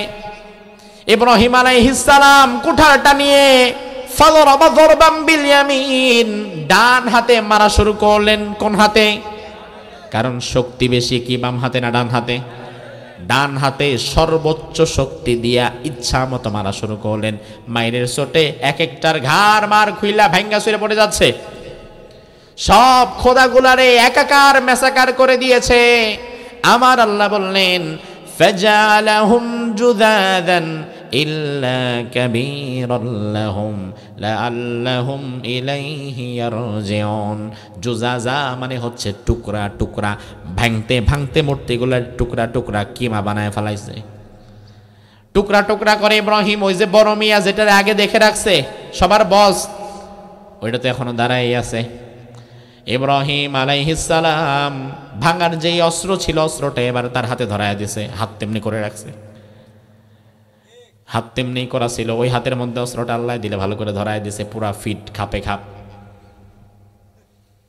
একবারে দেখলে মনে হয় যেন উনি সবগুলোরে ভাঙ্গা এসে এবার দাঁড়ায় আছে, জিরাইতেছে। এখন যেটা ঢুকবো মন্দিরে ওটারও ভাঙবো। ইব্রাহিম আলাইহিস সালাম চলে গেলেন। সন্ধ্যার দিকে নমরুদের গোষ্ঠীরা সবাই আসছে, এসে বলল এই শোনো, ঘর বাড়িতে ঢোকার আগে আগে মন্দির থেকে একটু বরকত নিয়ে আসি। বরকতের আশায় যখনই মন্দিরে আসছে মূর্তির কাছে, আসার পরে দেখে সর্বনাশ, বরকত যারা দিবে তারা নিজেরাই তো অস্তিত্বহীন, সব টুকরা টুকরা হয়ে পড়ে আছে। এবার নমরুদ এই দৃশ্য দেখে বলল সর্বনাশ, মান ফালা হাযা বিআলিহাতিনা, কে করেছে আমাদের ইলাহগুলোর সাথে এই দুর্ব্যবহার? আমি নমরুদ বললাম আমাদের ইলাহগুলোর সাথে এই দুর্ব্যবহার যে করেছে, ইন্নাহু, নিশ্চয়ই সে, লামিনাজ জালিমিন, এই যুগের সব চাইতে বড় জালিম। ভালো করে বুঝেন, নমরুদ এবং ইব্রাহিমের ইতিহাসটা আমরা জানি। এবার আপনি কি জানেন সেটা জবাব দেন। জালিম কে, ইব্রাহিম নাকি নমরুদ? যারা কথা কয় না তারা কি কন? জালিম কে, ইব্রাহিম না নমরুদ? কিন্তু নমরুদ যে আবার বলল ইন্নাহু লামিনাজ জালিমিন, নমরুদের ফতোয়া হচ্ছে ইব্রাহিম জালিম। দেখেন, দুনিয়ার সবচেয়ে বড় জালিম আরেকজনের ফতোয়া দেয় তুমি জালিম। বিষয়টা কি হাস্যকর না? শুধু কি হাস্যকর নাকি মিয়া? যুগে যুগে আমরা দেখেছি দুনিয়ার মস্ত বড় বড় জালিম যারা, তারাই নিরীহ নিরপরাধ মানুষকে একই মামলায় ফাঁসায়, যেই মামলায় মূলত তারা নিজেরা আসামি। 16 বছর বাংলাদেশে ধর্ষণ করে যারা সেঞ্চুরি করেছে, 16 বছরের বাংলাদেশে বাংলাদেশের রিজার্ভ ফান্ডের টাকা চুরি করে যারা কানাডার বেগম পাড়ায় বাড়ি করেছে, যাদের দুর্নীতিকে আকাশ সমপরিমাণ দুর্নীতি বললেও কম হয়ে যাবে, সে সকল ধর্ষণকারী আর জালিমেরা, যিনি 50 বছর কোরআনের তাফসীর করেছে, তার মতো মুফাসসিরকেই আবার ধর্ষণকারী বলে। বিষয়টা অনেকটা নমরুদের ফতোয়ায় ইব্রাহিম জালিম হওয়ার মতো। বেটা ধর্ষণকারী তো তুই, তোর দলের টপ টু বাটম ধর্ষণকারী বসে আছে, তোর দলের টপ টু বাটম ধর্ষণকারী, হত্যাকারী, জিনাকারী, লুণ্ঠনকারী, অথচ তুমি ফতোয়া দাও কোরআনের মুফাসসির নাকি ধর্ষণকারী। বিষয়টা অনেকটা এটাই, ইব্রাহিম জালিম না, কিন্তু নমরুদ নিজে জালিম হওয়ার পরেও ইব্রাহিমের দিকে আঙ্গুল দেয়। এজন্য দেখবেন যার মধ্যে অপরাধ যেটা, এই অপরাধে সে আরেকজনকে অপরাধী বানাতে চায়, ঠিক না ব্যা ঠিক? নমরুদ বলল এই জালিমটাকে আগে খুঁজে বের করো। গোয়েন্দা বিভাগ রে বলল যাও তোমরা তদন্ত করো, এই জালিমটাকে আগে ধরে আনো, এর আগে আর দেশের কোনো কাজ হবে না, আগে জালিমের বিচার হবে। গোয়েন্দা বিভাগ তদন্তে নামলো। হাটে মাঠে বাজারে ঘাটে সবাইকে জিজ্ঞেস করা হচ্ছে মূর্তি ভাঙতে পারে এই সমাজে এমন কেউ কি আছে নাকি? সবাই বলে না, আমাদের তো জানা নাই। ইব্রাহিমের কাছের কিছু মানুষ যারা ইব্রাহিমের দাওয়াত কিছুটা শুনেছে, তারা এবার বলল সামিআনা ফাতান, একজন যুবকের কথা আমাদের কানে এসেছে, ইয়াযকুরুহুম ইউকালু লাহু ইব্রাহিম, যেই যুবক সব সময় আমাদের কাছে এসে বলতো আমাদের মালিক আল্লাহ, মূর্তির পূজা করা যাবে না, মূর্তিগুলা নাকি অসার, আমাদের কোনো উপকার করতে পারে না, ক্ষতিও করতে পারে না। তাইলে যেই যুবক মূর্তির বিরুদ্ধে কথা বলতে পারে, মূর্তি যদি ভাঙার প্রশ্ন হয় তাইলে ভাঙতে তো সেই পারে। কথা ঠিক না? এবার তদন্ত কমিটি বলল না, রিপোর্ট তো পুরা মিলে গেছে, ধরে আনো ইব্রাহিমকে। ইব্রাহিমকে ধরে আনা হলো। ইব্রাহিমের বাড়িতে যখন গেল, নমরুদ তো আগেই বলে দিয়েছে ফাতু বিহি আলা আয়ুনিন নাস, সব মানুষদেরকে ডাকো, ইরাকের বাবেল নগরীর লক্ষ লক্ষ মানুষকে ডাকো। ওই পাপিষ্ঠ জালিমের শাস্তি বন্ধ অন্ধকার কুঠুরিতে হবে না, তার শাস্তি হবে হাজার লক্ষ মানুষের সামনে, সবার সামনে তার শাস্তি দেব আমরা। গোয়েন্দা বিভাগ গেছে ইব্রাহিমের বাড়িতে। এই ছেলে, তোমার নাম কি? ইব্রাহিম। বলে জি। চলো, কোথায় যাব? হাজার হাজার মানুষ অপেক্ষায় দাঁড়িয়ে আছে, তুমি আজকে এমন কি করেছো সেই জবাব দেয়া হবে, এরপরে শাস্তি। ইব্রাহিম কয় আলহামদুলিল্লাহ, আমি তো এটাই চাইছিলাম। এতদিন আমি তোমাদের কাছে যাইতাম শুনতা না, এখন এমন এক খেলা ঘটাইছি, তোমরা আমার কথা নাকি শোনার জন্য মাশাআল্লাহ বিরাট তাফসির মাহফিল জমাইছো। এতদিন তো আমার কথা শুনতা না, এবার আমাদের দাওয়াত দাও, এরপরে কথা বলবো। ইব্রাহিম আলাইহিস সালাম এবার চলে গেলেন। আমার ভাইরা, তার কারণও দেখাই। এই মাহফিলটা যদি এখানে না থাকতো, আমি যদি ধাপ করে কোনো একদিন দুপুর বেলায়, যেদিন আপনারা সবাই হাটে মাঠে কর্মে ব্যস্ত, আমি দেখলাম এটা কি জায়গাটা কি, আরে ধরো আমরা যেখানে বসে আছি এটা কি মাঠ না ক্ষেত? মাঠ পুরাইছে। আমি যখন এসে দেখতাম মাঠের মধ্যে 5 জন খেলতেছে, মাঠের পাশে ক্ষেত, ওখানে আবার 5 জন কাজ করতেছে। আমি হঠাৎ করে 6 মাস পরে একদিন দুপুর বেলা এসে যদি বলি ভাই আমি ঢাকা থেকে আসছি, আমি আহিয়া থাকি, এই যে 5 জন, এই যে 5 জন একটু আসেন, আপনাদেরকে 1 ঘন্টা ওয়াজ করবো, মাগ না, কইব দরকার নাই, পাগলা, কাম নাই কাজ নেই, দুপুর বেলা এসে ওয়াজ করবে, যাবে ভাগ, ওয়াজ শোনার সময় নাই। ও ভাই, কিন্তু আজকে আপনারা আমাকে দাওয়াত দিয়ে এনেছেন, এই জন্য রাত গভীর হয়ে যাচ্ছে, তারপরেও বসে আছেন, কারণ আজকে আমি আপনাদের কাছে নিজ থেকে আসি নাই, আপনারা দাওয়াত দিয়ে এনেছেন, এজন্য শোনার আগ্রহটা আপনাদের বেশি। ইব্রাহিম তো এর আগে নিজে নিজে যাইতো, সাইদা সাইদা যাইতো, মূল্য ছিল না। এখন সবাই ইব্রাহিমকে দাওয়াত দিয়ে নিচ্ছে, তার মানে এখন ইব্রাহিমের কথা শোনার জন্য সবার আগ্রহ আছে না নাই? ইব্রাহিম আলাইহিস সালাম গেলেন, তাকে মূর্তির ঘরে নিয়ে যাওয়া হলো। মূর্তির ঘরের সামনে হাজার হাজার মানুষ, ইব্রাহিমকে দাঁড় করানো হলো। দাঁড় করে এবার নমরুদ প্রশ্ন করলো, ইব্রাহিম, এই যে মূর্তিগুলোর সাথে এই দুর্ব্যবহার কি তুমি করেছো? আনতা ফালতা হাদা বিআলিহাতিনা ইয়া ইব্রাহিম, ও ইব্রাহিম, আমাদের মূর্তিগুলোর সাথে এই দুর্ব্যবহার কি তুমি করেছো? ইব্রাহিম আমি করেছি বা করি নাই এটা বললেন না, বরং তিনি বললেন আমি যা দেখি আপনারাও তো তাই দেখেন। আমারে জিজ্ঞেস করেন কেন? বাল ফালা, তাকে জিজ্ঞেস করেন। আমার তো মনে হয় যার হাতে অস্ত্রটা আছে, অস্ত্র মামলার প্রধান আসামি তারই হওয়া দরকার। আরে ভাই, আমার হাতে কিছু আছে নাকি? আপনি 14 গ্রামের রাস্তায় একটা লাশ পড়ে আছে, রক্ত মাখা, আপনি আল্লাহর বান্দা রাত্রিবেলা যাচ্ছেন, যাওয়ার সময় দেখলেন লাশের বুকের ভিতরে একটা বিরাট লম্বা ছুরি ঢোকানো।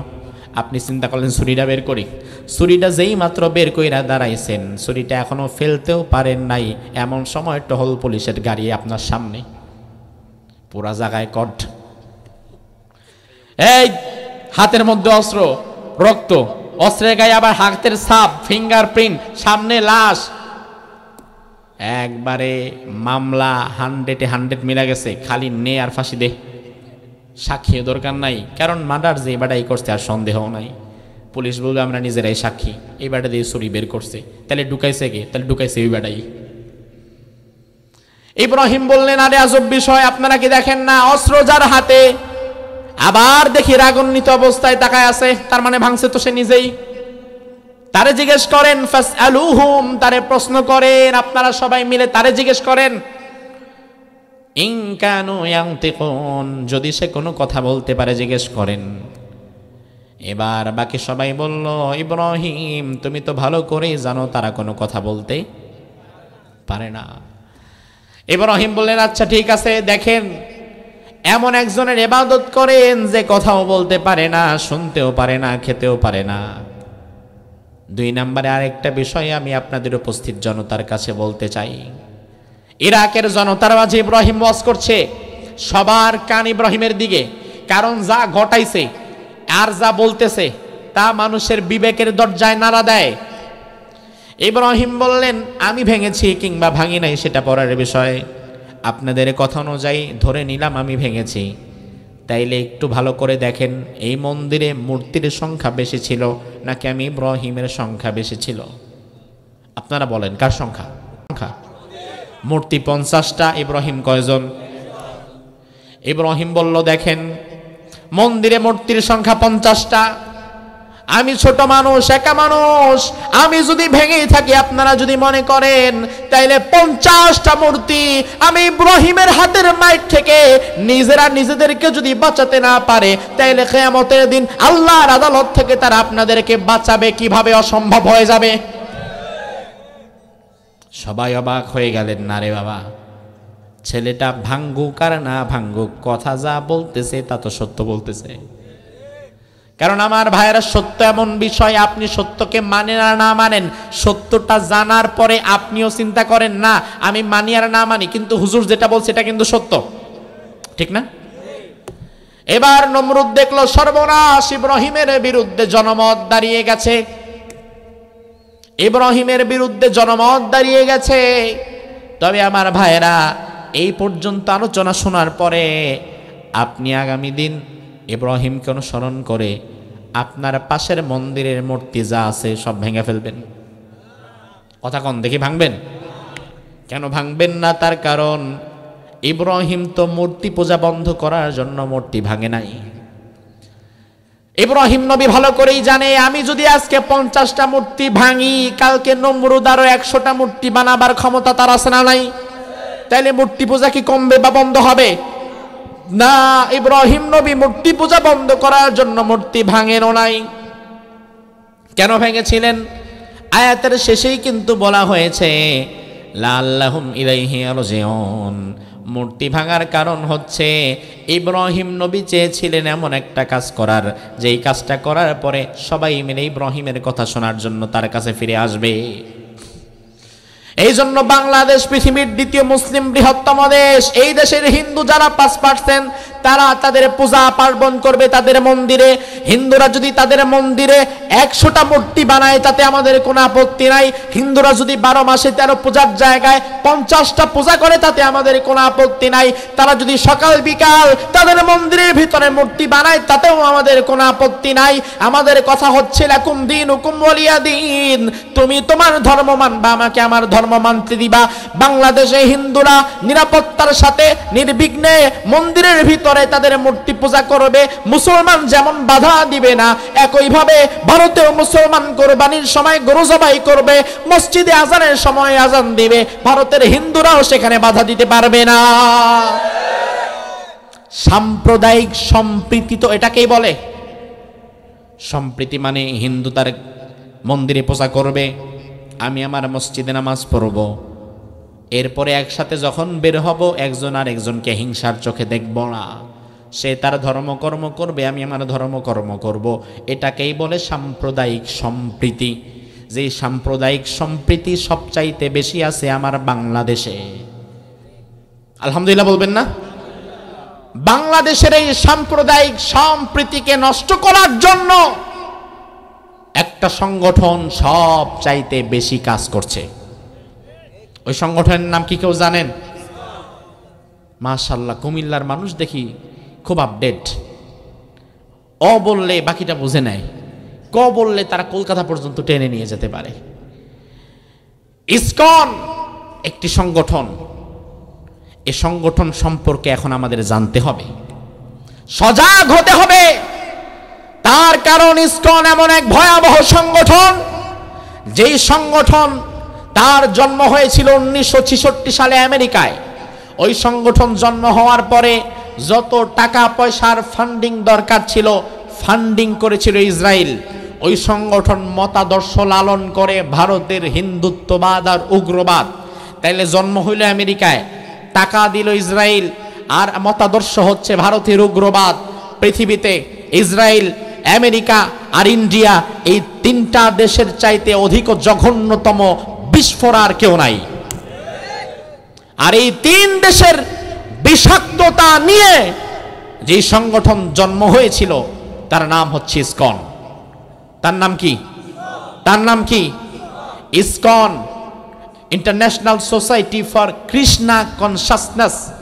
শ্রীকৃষ্ণের মতবাদকে ছড়িয়ে দেওয়ার জন্য তাদের জন্ম হয়েছে। সাধারণ হিন্দু এবং হিন্দু ধর্ম এবং হিন্দুত্ববাদ এক জিনিস না। আমার পাশে যেই নিরীহ হিন্দু মানুষ ধর্মকর্ম পালন করে সে ইসকন নাও হতে পারে।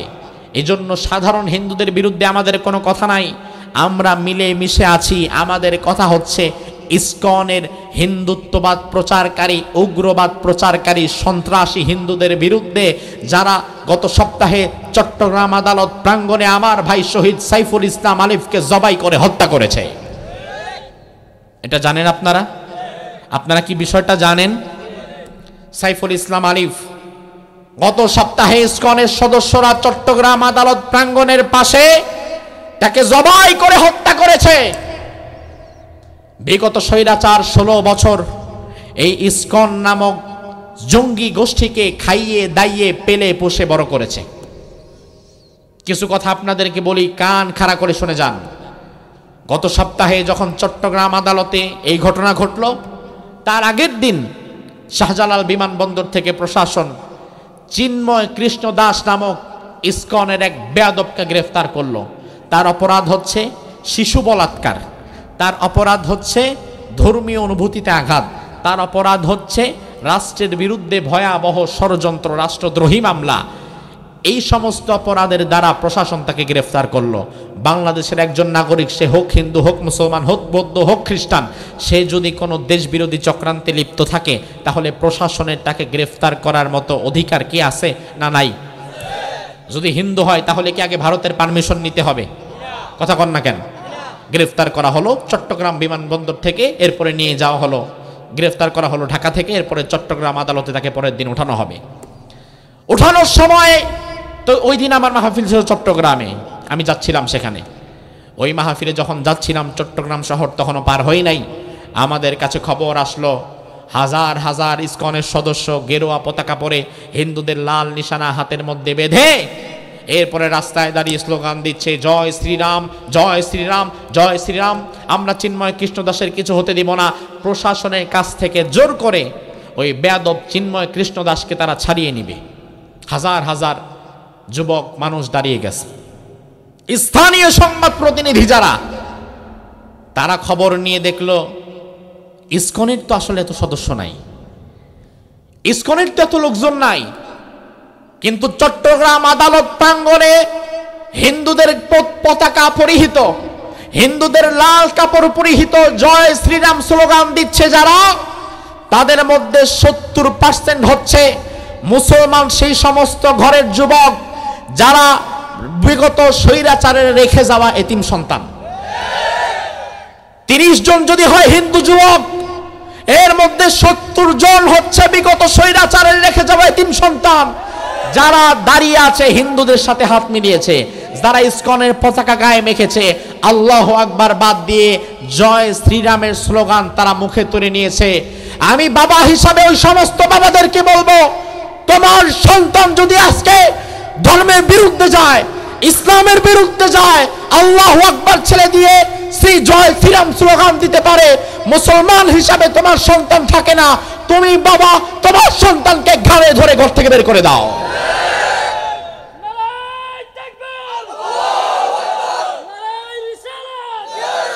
আমার ভাইরা, এরপরে দুপুরবেলা, দুপুর তখনও শেষ হয় নাই, চট্টগ্রাম শহর আমি পাড়ি দিচ্ছি। আমার মাহফিল চট্টগ্রাম পাড়ি দিয়ে আরো 100 কিলো সামনে, কক্সবাজারের আগে। এমন সময় কানে খবর এলো, আমাকে বলা হলো, ভাই চট্টগ্রাম আদালত প্রাঙ্গণে আমাদের একজন, আমাদের ভাই, আমাদের মুসলিম আইনজীবী, আমাদের ইমানি ভাই সাইফুল ইসলাম আলিফ তার নাম, ইসকনের হিন্দুরা রাস্তার মধ্যে ফেলে, গরুকে যেমন আমরা ফেলে কোরবানির সময় জবাই করি, ইসকনের হিন্দুরা আমার মুসলিম ভাইকে চট্টগ্রামে দিনে দুপুরে রাস্তায় ফেলে জবাই করে দিয়েছে। এই কষ্ট কি আমাদের নাই? এই কষ্ট কি আমাদের নাই? আপনি বলবেন, হুজুর আপনি তার পক্ষে এত কথা বলেন কেন? ঘটনা ঘটছে চট্টগ্রামে, এই ওয়াজ আপনি কুমিল্লা এসে করার দরকার কি? কারণ চট্টগ্রামের ঘটনা সেখানে বলেন, আমাদের তো এত কিছু করার দরকার নাই। আমি বলবো, ভাই সাইফুল ইসলাম আলিফ হচ্ছে আমাদের ইমানি ভাই। ইমানি ভাইয়ের গুরুত্ব একজন মুসলমানের কাছে তার রক্ত সম্পর্কীয় ভাইয়ের চাইতে কম নয়, বরং বেশি হতে পারে। তার কারণ কিয়ামতের কঠিন ময়দানে আপনার আপন ভাই, আপনার বোন, আপনার মা, আপনার বাবা আপনার থেকে পালিয়ে যেতে পারে। আমার আল্লাহ কোরআনের মধ্যে বলে দিয়েছেন, ইয়াউমা ইয়াফিরুল মারউ মিন আখিহি ওয়া উম্মিহি ওয়া আবিহি ওয়া সাহিবাতিহি ওয়া বানিহি। ওই কিয়ামতের কঠিন ময়দানে তোমার মা তোমাকে ছেড়ে পালিয়ে যাবে, তোমার ভাই তোমারে ছেড়ে পালিয়ে যাবে, তোমার বোন তোমারে ছেড়ে পালিয়ে যাবে। ওই কঠিন কিয়ামতের ময়দানে কেউ তোমার কাছাকাছি থাকবে না। আমরা বললাম, আল্লাহ কঠিন কিয়ামতের ময়দানে আমার সঙ্গে কি কেউ দাঁড়াবে না? আমার আল্লাহর আয়াতের মধ্যে বললেন, আল আখিল্লাউ ইয়াউমাইযিম বাযুহুম লিবাযিন আদুউন ইল্লাল মুত্তাকিন। ওই কিয়ামতের কঠিন ময়দানে তোমার সাথে দাঁড়াবে শুধুমাত্র তোমার মুত্তাকি ভাই, তোমার ঈমানি ভাই। তাহলে কিয়ামতের কঠিন ময়দানে আমার মা বাবা ভাই বোন যেই দিন আমার ছেড়ে পালিয়ে যাবে, ওই দিন আমার ঈমানি ভাই যদি আমার সাথে দাঁড়িয়ে যায়, তাহলে আমি মনে করি আমার রক্ত সম্পর্কীয় ভাইয়ের চাইতে আমার ঈমানি সম্পর্কীয় ভাইয়ের গুরুত্ব আমার কাছে আরো বেশি। এজন্য আমার ভাইকে চট্টগ্রামে জবাই করা হয়েছে। এই প্রতিবাদের আগুন শুধু চট্টগ্রামে জ্বলবে না, টেকনাফ থেকে তেতুলিয়া পর্যন্ত গোটা বাংলাদেশে আমরা আমাদের ভাইয়ের পক্ষে আওয়াজ তুলব।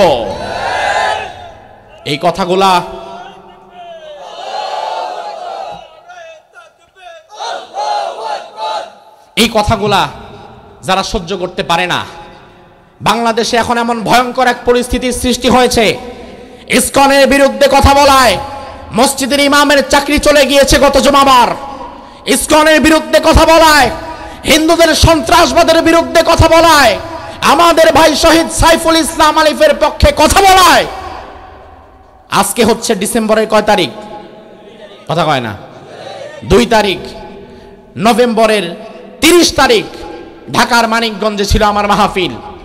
ইসকনের বিরুদ্ধে কথাগুলা বললাম, আমার ভাই শহীদ সাইফুল ইসলাম আলিফ হত্যার বিচার আমি দাবি করলাম।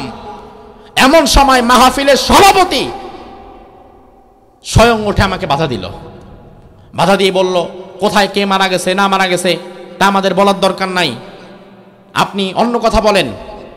অর্থাৎ সে বোঝাতে চাইল শহীদ সাইফুল ইসলাম আলিফ হত্যার বিচার আপনি এখানে চাইতে পারবেন না, ইসকনের বিরুদ্ধে আপনি কথা বলতে পারবেন না। কোন মুসলমানের বাচ্চা যদি হিন্দুত্ববাদের পক্ষে কথা বলে, কোন মুসলমানের বাচ্চা যদি হিন্দুদের পক্ষে কথা বলে, কোন মুসলমানের বাচ্চা যদি অপর মুসলমানের কষ্টে না কাঁদে, তাহলে বুঝতে হবে ওর রক্তে সমস্যা আছে। আমি দৃঢ়ভাবে, আপনারা যারা ভিডিও দেখেছেন, দৃঢ়ভাবে আমি এটার প্রতিবাদ করলাম, ধমক দিয়ে বসিয়ে দিলাম। উপস্থিত হাজারো জনতা রেগে গেল। উপস্থিত হাজারো জনতা রেগে ওই সভাপতিকে লাঞ্ছিত করে মাঠ থেকে বের করে দিল। কুমিল্লাবাসী, আপনাদেরকে আমি আজকে শুনিয়ে দিতে চাই, বিগত স্বৈরাচার কিন্তু বিভিন্ন মাহফিলে বাধা দিয়েছে, এমন দৃশ্য আছে না নাই? বক্তাকে স্টেজে উঠতে দেয় নাই। ডক্টর আবুল কালাম আজাদ বাশার হাফিজাহুল্লাহ আপনাদের অঞ্চলের মানুষ 16 বছর এখানে ঢুকতে পারে নাই, মাহফিল করতে পারে নাই, প্রশাসন অনুমতি দেয় না, মাইক কেড়ে নেয়। এমন দৃশ্য বিগত স্বৈরাচার ঘটিয়েছে। আগামীতে মাহফিলে বাধা দিবে এমন কোন কুলাঙ্গার যদি মাহফিলে ঢুকে যায়, কুমিল্লাবাসী ওই কুলাঙ্গার যেন নিজের কাপড় চোপড় নিয়ে বাড়ি ফিরতে না পারে।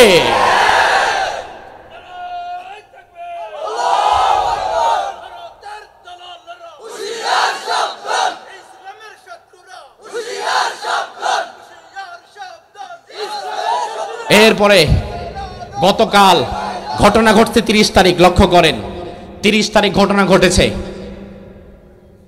গতকাল মাহফিল করেছি পাবনায়, পাবনার মাহফিল শেষ করলাম, রাত বাজে তখন 12টা। কান্না জড়িত কণ্ঠে আমার কাছে ফোন আসলো। প্রথম মেসেজ আসলো, মেসেজে আমাকে কিছু ছবি পাঠানো হলো, বলল হুজুর সেদিন আপনার বিরুদ্ধে প্রতিবাদ, আপনার পক্ষে তো হাজারো জনতা প্রতিবাদ করেছে, যেই সভাপতিকে লাঞ্ছিত করে বের করে দিয়েছে সেই সভাপতি মূলত সেই এলাকার এখন রানিং মেম্বার, পূর্বে ছিল আওয়ামী দালাল, এখন নতুন করে বিএনপিতে যোগ দিছে। কি বলে এটা আপনাদের এদিকে? দোয়াসলা। এই দোয়াসলা জানোয়ার গতকাল সেখানে যেটা করেছে, 30 তারিখের ঘটনা সেখানে শেষ হয়ে গিয়েছিল, আমিও ভুলে গিয়েছিলাম, চিন্তা করেছিলাম মুরব্বী মানুষ, যা হওয়ার হয়ে গেছে, বাদ দেই, ছেড়ে দেই। কিন্তু এই বেয়াদব কুলাঙ্গার, তার নাম হচ্ছে তাইজউদ্দিন, এই কুলাঙ্গার বেয়াদব বিগত দিনে ছিল আওয়ামী দালাল, এখন নতুন করে বিএনপিতে যোগ দিয়েছে।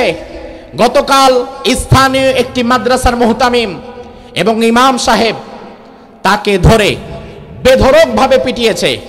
ছবিগুলো আমার কাছে আছে, যদি আপনাদের দেখাতে পারতাম ভালো লাগতো, কিন্তু দেখাতে তো পারবো না, এই মোবাইলে সবাই দেখতে পারবেন না।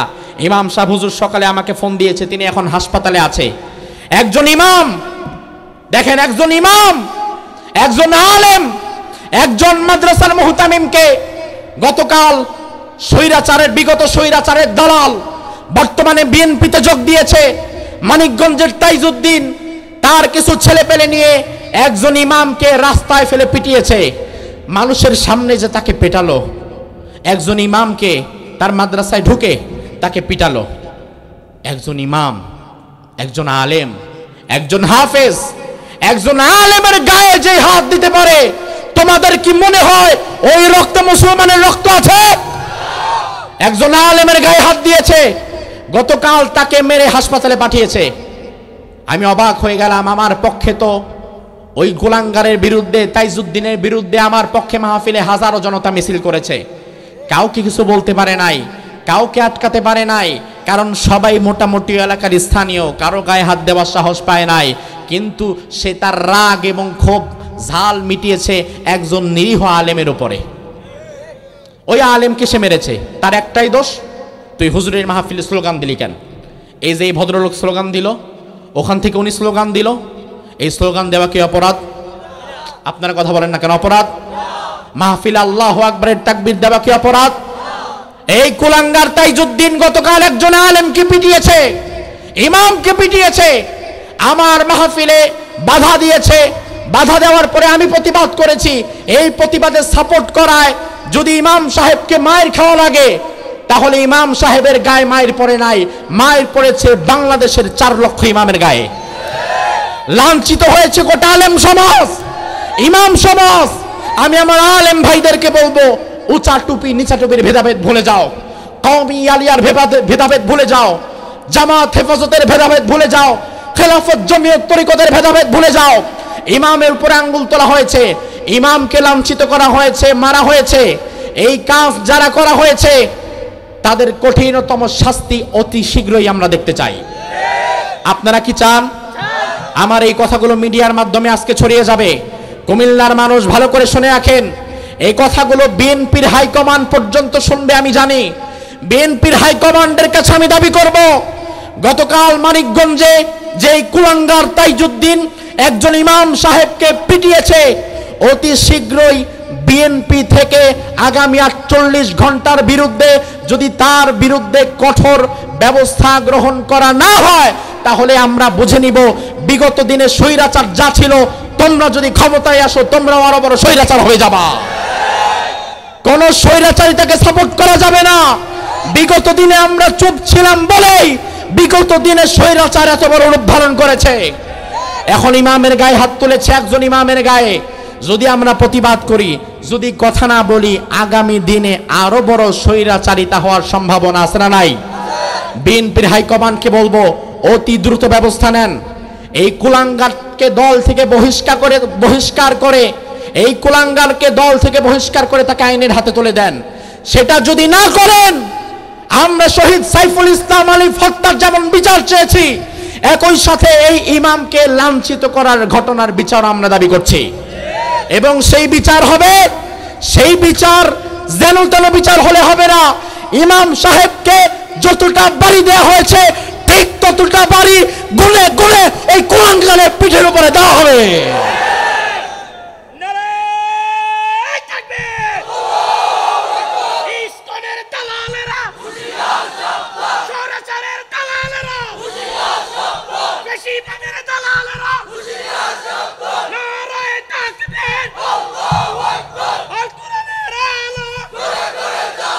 কষ্টগুলা ভেতরে চাপা আছে।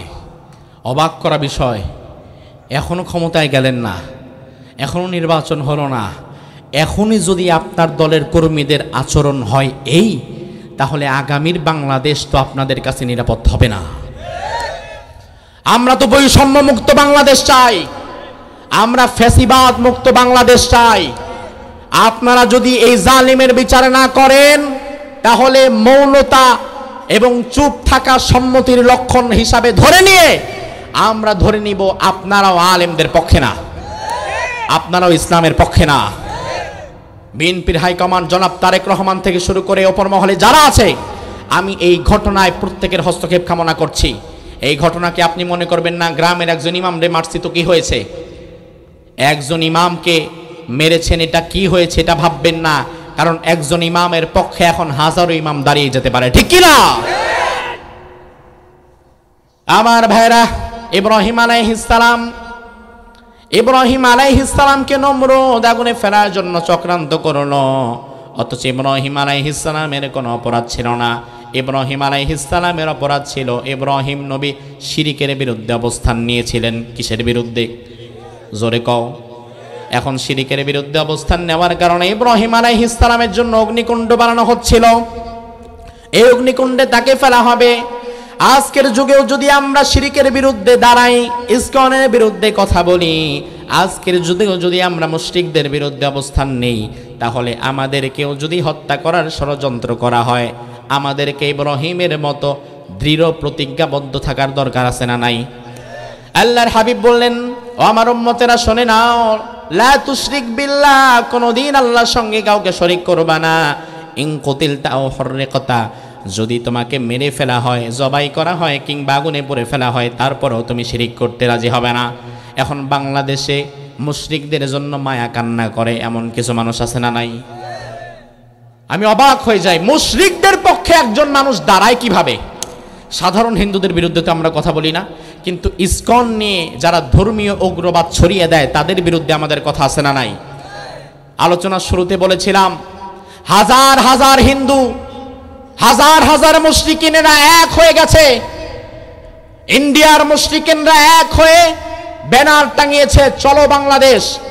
বাংলাদেশে আসার জন্য শত শত গাড়ি নিয়ে সিলেট বর্ডারের পাশে হিন্দুরা অবস্থান করছে। বাংলাদেশে ঢুকবে, আক্রমণ করবে, এমন কিছু আশা এবং স্বপ্ন তারা দেখছে। এখন স্বপ্ন যে মাঝে মাঝে দুঃস্বপ্ন হয়, এটা হয়তো তারা জানে না। এরা মনে করছে আমরা তো অনেক, বাংলাদেশে আছে মাত্র 20 কোটি, 18 কোটি মুসলমান, কি করবে আর আমার? কিন্তু তারা হয়তো আমাদের ইতিহাস জানে না। আমরা সেই জাতি, যেই জাতি হাজারো লক্ষ সৈন্যের বিপরীতে 313 জন কালিমার পতাকার বিজয় অর্জন করে দিয়েছে। আমরা কোন জাতি শুনে নাও। তোমরা কারা? তোমরা কারা? নিজের দিকে একবার তাকাও। যেই জাতি সকাল সন্ধ্যা খায় গরুর মুদ, এই জাতি গরুর গোশত যারা খায় এদের সাথে আসছে লড়াই করতে। অবাক করা বিষয় না? তুই তো খাসি বাড়া গরুর মুদ, আর আমি প্রত্যেক দিন গরু আল্লাহ দিলে হাফ কেজি খাই, আজকেও খাইছি। তো গরু তো আমাদের প্রতিদিনের খাবার। তোমরা যেই প্রাণীর পেশাব খাও, ওই প্রাণীর অস্তিত্ব আমরা গিলে খেয়ে ফেলি, ঠিক কি না? তাহলে বোঝো তোমরা কই আর আমরা কই। দুনিয়ার মুশরিকিনেরা 1 লক্ষ যদি একদিকে দাঁড়ায়, ইব্রাহিমের সন্তানেরা 1 লক্ষ দরকার নাই, বজরের ঈমান দেখে 313 জন যদি দাঁড়িয়ে যায়, বিজয় আল্লাহ তাআলা দিয়ে দিবে, বিজয় আল্লাহ দিয়ে দিবে। ইব্রাহিমের মতো চেতনা আমাদেরও থাকার দরকার আছে না নাই? আমার ভাই শহীদ সাইফুল ইসলাম আলিফকে যারা চট্টগ্রামে জবাই করেছো, তোমরা মনে করবা না তোমরা পার পেয়ে যাবা। তার কারণ জমিনে মুসলমানের রক্ত ঝরেছে, এই রক্ত চরম বিষাক্ত, এই বিষক্রিয়ায় তুমি মনে যাবা। তুমি কি দেখো না 16 বছরের স্বৈরাচার কোনো কিছুতেই যাকে বিদায় করা যায় নাই। রংপুরে একটা ছেলে বুক পেতে স্বৈরাচারের গুলির সামনে দাঁড়িয়েছিল, ছেলেটার নাম কি? নামটা জানেন? তার বাড়িতে আমি মাহফিল করলাম গত সপ্তাহে। তার বাড়িতে মাহফিল করে দেখলাম আবু সাইদকে নিয়ে রংপুর গর্বিত, আবু সাইদকে নিয়ে রংপুরবাসী গর্বিত। শহীদদেরকে নিয়ে লজ্জিত না, বরং শহীদদেরকে নিয়ে গর্বিত হতে হয়, ঠিক কিনা? আমাদের নেতারা শহীদ হয়ে গিয়েছে। দুনিয়া কাঁপানো মুফাসসির আল্লামা দেলোয়ার হোসেন সাইদি রাহিমাহুল্লাহ শহীদ হয়ে গিয়েছে। আমরা কি লজ্জিত না গর্বিত? কারণ আল্লামা সাইদি রাহিমাহুল্লাহ জীবিত থাকলে জীবিত সাইদির চাইতে মৃত সাইদির রুহানি শক্তি আরো বেশি পাওয়ারফুল, ঠিক না? আমি চট্টগ্রাম মাহফিলে বললাম, আবু সাইদের রক্তের দ্বারা স্বৈরাচারের যেইভাবে পতন হয়েছে, ইসকন বাংলাদেশকে নিয়ে যেই ষড়যন্ত্র করছে, এই ষড়যন্ত্র কোনোদিনও বাস্তবায়ন হবে না, বরং শহীদ সাইফুল ইসলাম আলিফের রক্তে বাংলাদেশে ইসকনের কবর হবে। ইসকন চিরতরে বাংলাদেশ থেকে বিদায় হবে, ঠিক কিনা? আমরা বিদায় হব না, কারণ আমরা ইব্রাহিমের সন্তান। প্রয়োজনে ইসকনের বিরুদ্ধে কথা বলার জন্য যদি আমাদেরকে ফাঁসিতে ঝোলা লাগে, আগুনে পোড়া লাগে, আমরা তাতেও রাজি আছি না নাই? ইসকনের ষড়যন্ত্রের বিরুদ্ধে নাকি যারাই কথা বলছে তাদেরকেই বিভিন্ন গুপ্ত হত্যা করার জন্য চেষ্টা করা হচ্ছে। এতে কি আমরা ইসকনের বিরুদ্ধে কথা বলা বন্ধ করে দিব? চুপ থাকবো? কথা বলেন। ইব্রাহিমের দিকে তাকান, গোটা জনগোষ্ঠী মুসলিম মিল্লাতের পিতা ইব্রাহিমকে আগুনে ফেলার জন্য কাজ করছে। জিবরিল এসে বলল বাঁচাবো, ইব্রাহিম বলল কোনো দরকার নাই, তোমার কাছে সাহায্য চাই না, সাহায্য করবেন কে? ইব্রাহিম সেদিন কি বললেন? ইব্রাহিম বললেন হাসবুনাল্লাহু ওয়া নি'মাল ওয়াকিল। দোয়াটা পারেন নাকি? পড়েন একবার, হাসবুনাল্লাহু ওয়া নি'মাল ওয়াকিল নি'মাল মাওলা ওয়া নি'মান নাসির। আমার সর্বোত্তম অভিভাবককে, সাহায্যকারীকে। আল্লাহর সাহায্যের চাইতে কার্যকরী সাহায্য কি আর কারো হতে পারে নাকি? এবার আল্লাহ বললেন, ও জিবরাইল চলে আসো, তোমার দরকার নাই। কুলনা ইয়া নারু কুনি বারদাও ওয়া সালামান আলা ইব্রাহিম। ও আগুন, আমার ইব্রাহিমের জন্য তুমি শীতাতপ নিয়ন্ত্রিত হয়ে যাও, দুনিয়ার সব কিছু জ্বালিয়ে পুড়িয়ে শেষ করবা, তবে আমার ইব্রাহিমকে জ্বালাতে পোড়াতে পারবা না। নিষেধ করে দিলেন কে? ও ভাই আমার, আজকে যদি মুশরিকদের বিরুদ্ধে আমাদেরকে কথা বলা লাগে, ইসকনের বিরুদ্ধে যদি আমাদের আওয়াজ তোলা লাগে, এই জন্য যদি আজকের যুগের কোন জালিম আমাদেরকে আগুনে পোড়াতে চায় কিংবা ফাঁসিতে ঝোলাতে চায়, তার ফাঁসির রশি কিংবা আগুনকে ভয় করা যাবে? ইসকন বাংলাদেশ থেকে একদিন বিদায় হবে, এটা আমার দৃঢ় বিশ্বাস। আপনারা কি বলেন? পৃথিবীর 80টি দেশে ইসকন তার কার্যক্রম পরিচালনা করে। 6-7টা দেশে ইসকন নিষিদ্ধ। 6-7টা দেশে যদি ইসকন নিষিদ্ধ হতে পারে, আমার বাংলাদেশে কি হতে পারবে না? হতে কি পারবে না? আমি সাধারণ হিন্দু ভাইদেরকে বলবো, আপনারা ইসকনের পাতা ফাঁদে পা দিবেন না। ইসকন কোনোদিন সাধারণ হিন্দুদের অধিকার নিয়ে কাজ করে না। ইসকন কাজ করে দিল্লির স্বার্থকে বাস্তবায়ন করার জন্য। ইসকন যদি সাধারণ হিন্দুদের পক্ষে কাজ করত, বিগত 16 বছরে যত হিন্দুর উপর অত্যাচার হয়েছে একটা জায়গায় ইসকন মুখ খুলে নাই। বিশ্বজিৎকে যখন ঢাকার ওপেনলি রাস্তায় সোনার ছেলেরা কুপিয়ে মেরেছিল, তখন ইসকন চুপ থেকেছিল, নীরব ভূমিকা পালন করেছিল। কেন? সেটার জবাব চান। গত সপ্তাহেও সীমান্তের কাঁটাতারে 2 জন হিন্দু যুবককে বিএসএফ গুলি করে মেরে ফেলেছে। ইসকন কোনো কথা বলে নাই। ইসকন যদি সাধারণ হিন্দুদের নিয়ে কাজ করত, তাইলে তো সব হিন্দুদের জন্যই কথা বলতো। মূলত চায় বাংলাদেশের হিন্দু এবং মুসলমানদের মাঝে সাম্প্রদায়িক দাঙ্গা লাগিয়ে দিয়ে বৃহত্তর পার্বত্য চট্টগ্রামকে ভারতের হাতে তুলে দিয়ে দিল্লির নীল নকশা বাস্তবায়ন করতে চায়। কিন্তু এটাকে আমরা হতে দিব? জীবন থাকতে কি হতে দিব? ইসকন যদি আজ গৌর গোবিন্দের ভূমিকায় মাঠে নামে, আমরা শাহজালালের ভূমিকায় মাঠে নামবো। ইসকন যদি আজ ফেরাউনের ভূমিকায় মাঠে নামে, আমরা মুসার ভূমিকায় মাঠে থাকবো। ইসকন যদি আজ আবু জেহেলের ভূমিকা নিয়ে মাঠে আসে, আমরা অমরের ভূমিকায় মাঠে এসে ইসকনের ষড়যন্ত্রের দাঁতকে ভেঙে ফেলবো। ইসকন যদি আজ লল্লুদের ভূমিকায় মাঠে থাকতে চায়, ইব্রাহিমের সন্তান হিসেবে ইসকনের কবর রচিত করার জন্য কারা কারা রাজি আছো? হাত তুলে আল্লাহরে দেখাও।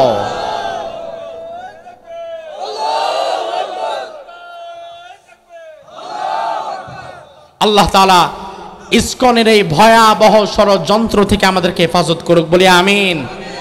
আমরা পার্শ্ববর্তী দেশের সাথে কোনো শত্রুতা চাই না, তবে গায়ে পড়ে লাগতে আসলে ছেড়েও দিব না, ঠিক কিনা? আল্লাহ সুবহানাহু ওয়া তাআলা আমাদের ঈমানি দৃঢ়তা এবং শক্তি দান করুক, আমরা বলি আমিন।